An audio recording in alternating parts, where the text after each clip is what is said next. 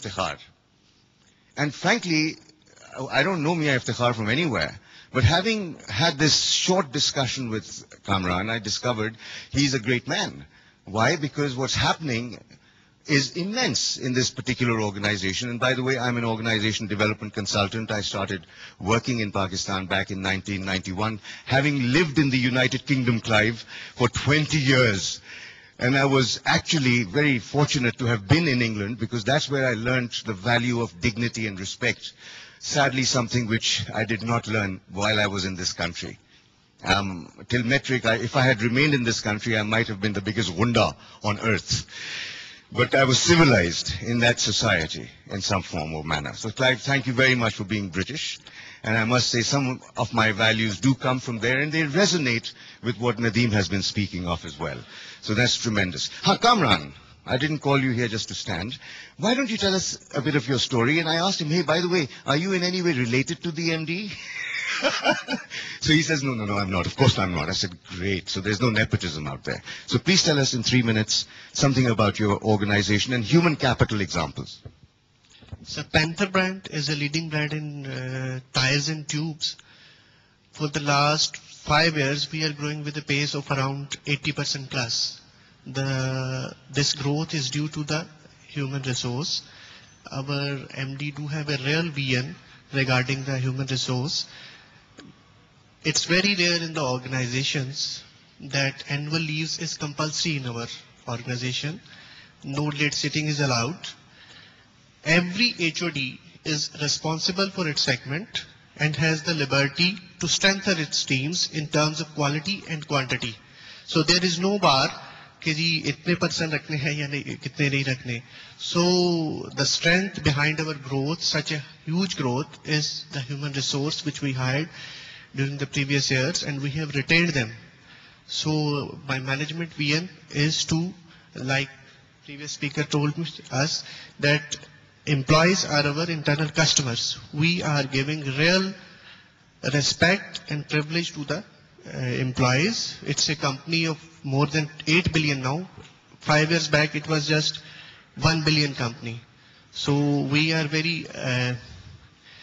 we are crossing the General Tire as well, which is in this business for the last 50 years. So good human resource and gives you all. Thank you so much, Kamran. And this is of course unprepared, straight from the heart. And let me tell you that in my 20 years of working in Pakistan with several organizations, mostly multinational, because they were familiar with the value of learning and development, and I'm very happy to say that the local organizations have now, in the last 7 to 8 years, taken on this idea of investing in people. I have an issue with the word assets, particularly when attributed to individuals, because, you know, assets depreciate. We don't, unless we do nothing.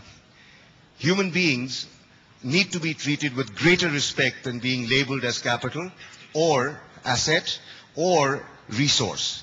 I feel that if we are speaking of human capital with the intention that that has been put up, then we must use the word a human being, a person who manages resources is not a resource.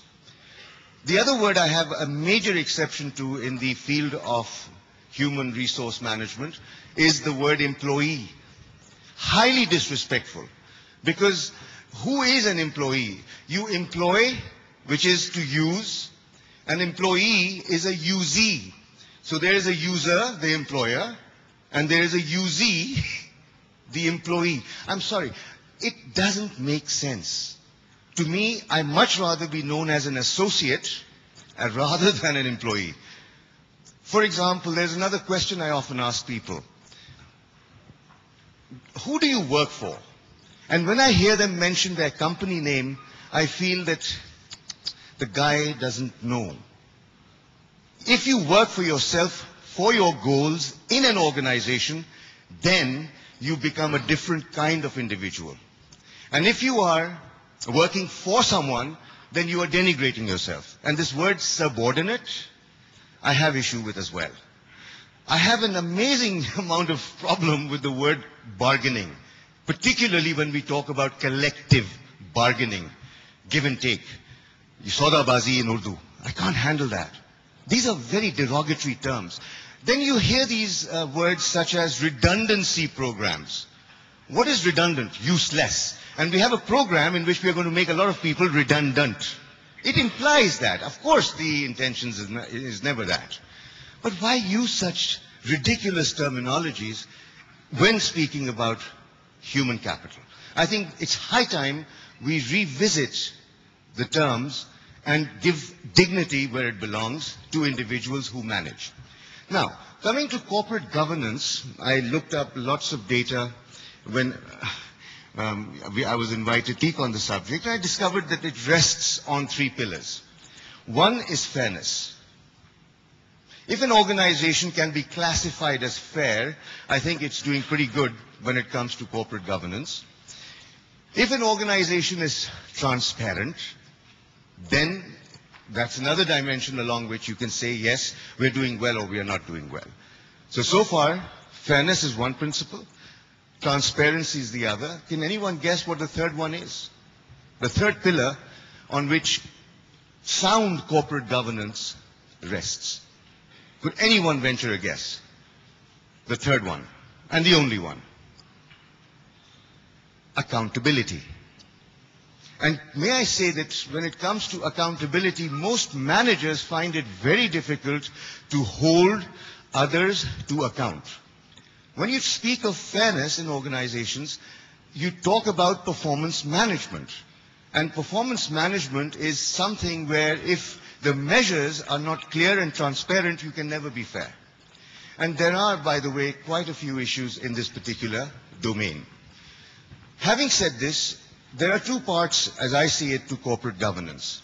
One part is the body, and there's lots of literature on it.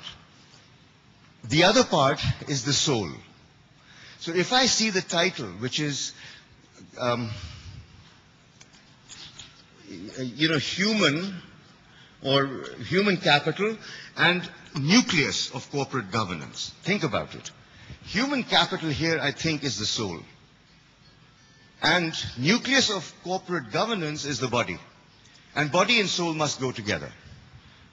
Here I would like to emphasize examples that I would just bring forward. What I found is that if you remember Pakistan Tobacco Company, British American Tobacco, I have issues with the product.